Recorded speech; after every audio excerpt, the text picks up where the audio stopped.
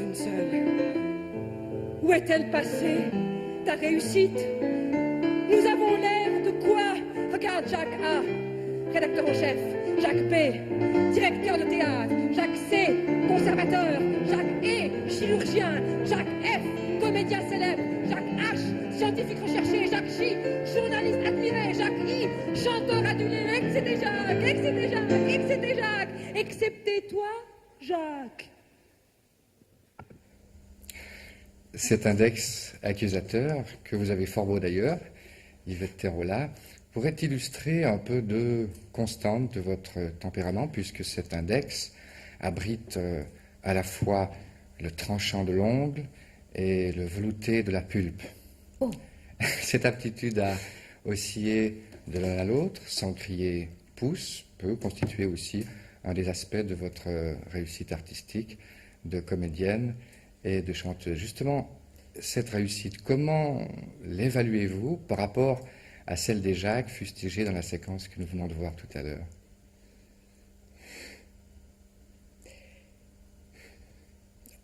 On vit dans une époque de performance, c'est vrai. Alors, par rapport à cette performance où on veut les meilleures voitures, les meilleures vacances, tout ce qui est de meilleur, et que finalement la seule grande liberté que nous ayons, c'est la liberté de consommer. Finalement, plus nous consommons ou plus nous accumulons, plus nous nous croyons libres. Par rapport à ça, j'essaye d'aller à contre-courant, si c'est possible.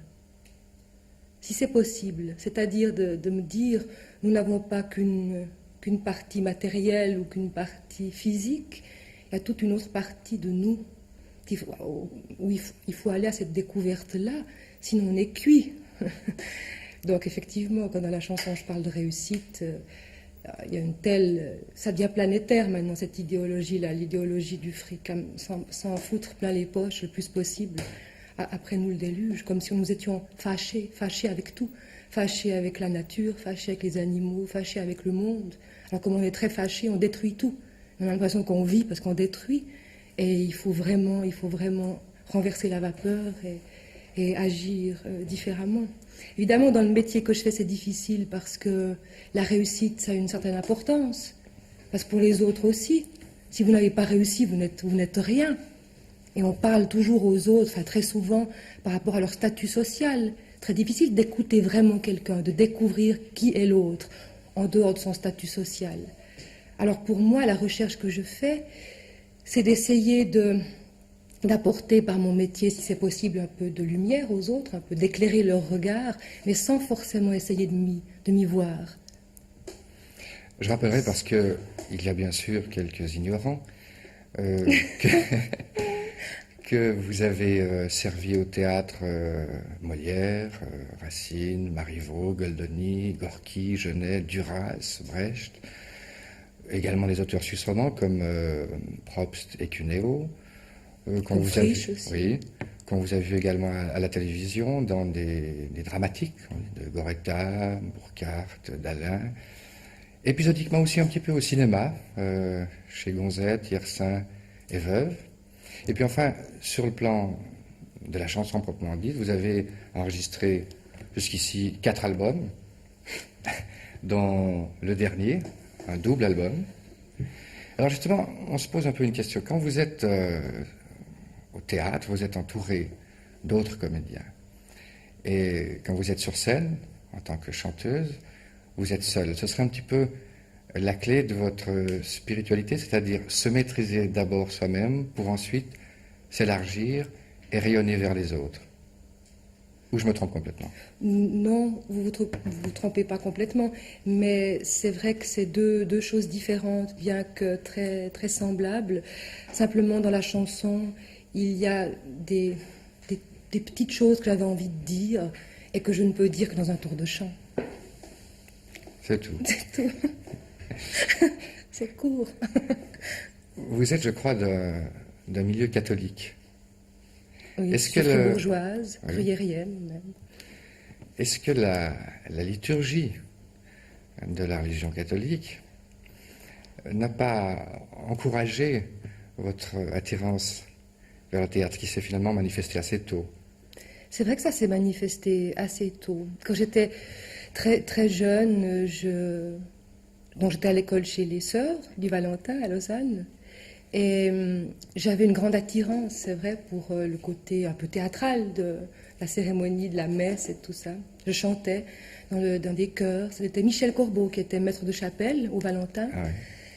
Et nous faisions partie de la petite chorale qui chantait la messe des morts.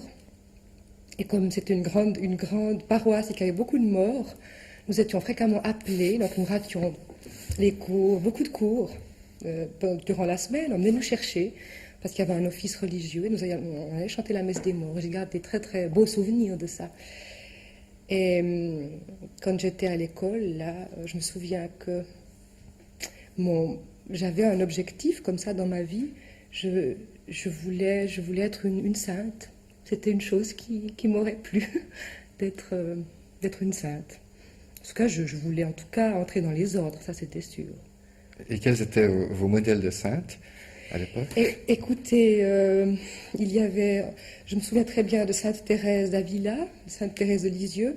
Il y avait aussi un saint dont j'ai oublié le nom qui habitait je voulais dire en Valais, je sais pas quoi, en Italie. Et je ne crois pas qu'il était saint. Il avait été Bienheureux, peut-être. Bienheureux, oui. Ouais. Et il mettait des cailloux dans ses chaussures pour faire pénitence. Je me souviens avoir tenté cette expérience. Justement, à cette époque, on inculquait plutôt férocement le sentiment de culpabilité. En avez-vous gardé quelques bribes aujourd'hui? On est tous coupables. Moi, je me sens toujours coupable de quelque chose. Bon, on me dirait, il y a de quoi, hein, dans la vie qu'on mène actuellement. Dans le monde dans lequel nous sommes, parfois, il y a de quoi avoir honte, et je trouve qu'on a raison.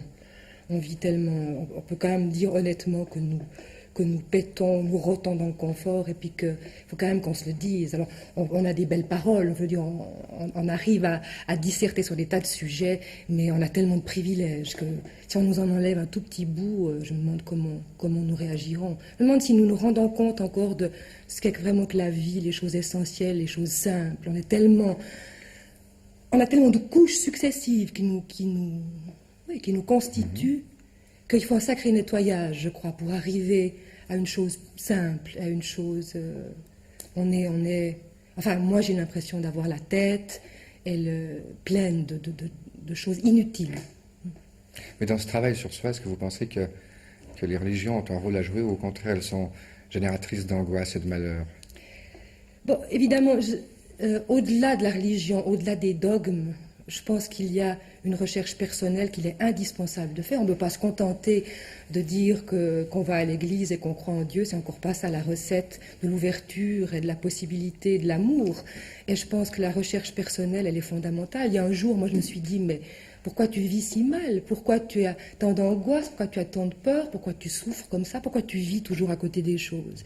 Il a bien fallu à un moment donné me poser ces questions-là et de me dire, mais vis différemment, essaye de comprendre ce qui se passe en toi, d'où viennent tes blessures. Et je me suis rendu compte que la plupart des blessures que j'avais étaient des blessures d'amour-propre, des blessures d'égocentrisme. C'est les plus douloureuses et les plus inutiles. On souffre inutilement, donc c'est pas la peine. Donc il faut essayer de vivre autrement. Et vivre autrement, c'est bien évidemment d'essayer de faire silence, d'essayer de regarder en soi, d'essayer de comprendre pourquoi on vit. C'est quand même pas une question inutile à se poser de temps en temps. Pourquoi on est là sur cette terre? Quelle place on occupe?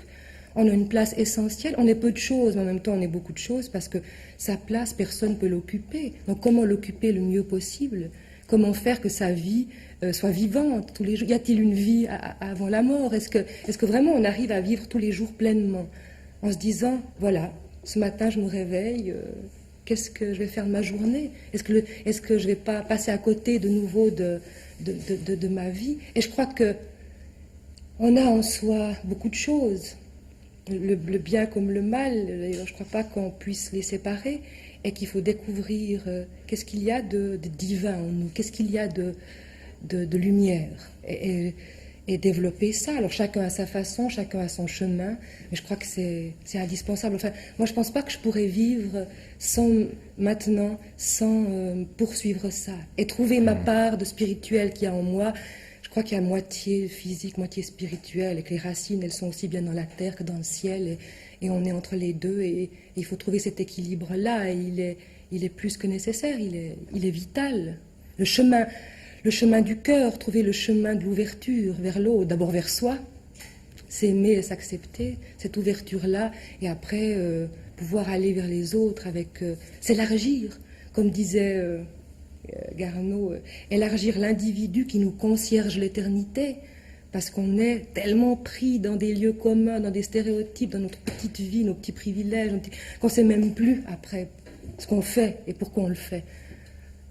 Et d'autant plus par rapport à la réussite, avant, on est à l'ère des battants, les gens qui se croient tout-puissants, qui croient que...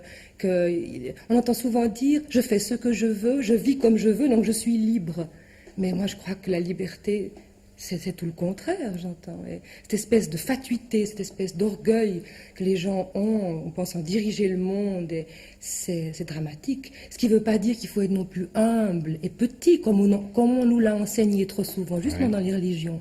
Soyez petit, soyez humble, soyez... Non, c'est autre chose. Il faut placer l'ego au bon endroit et trouver chacun où on est le plus rayonnant possible.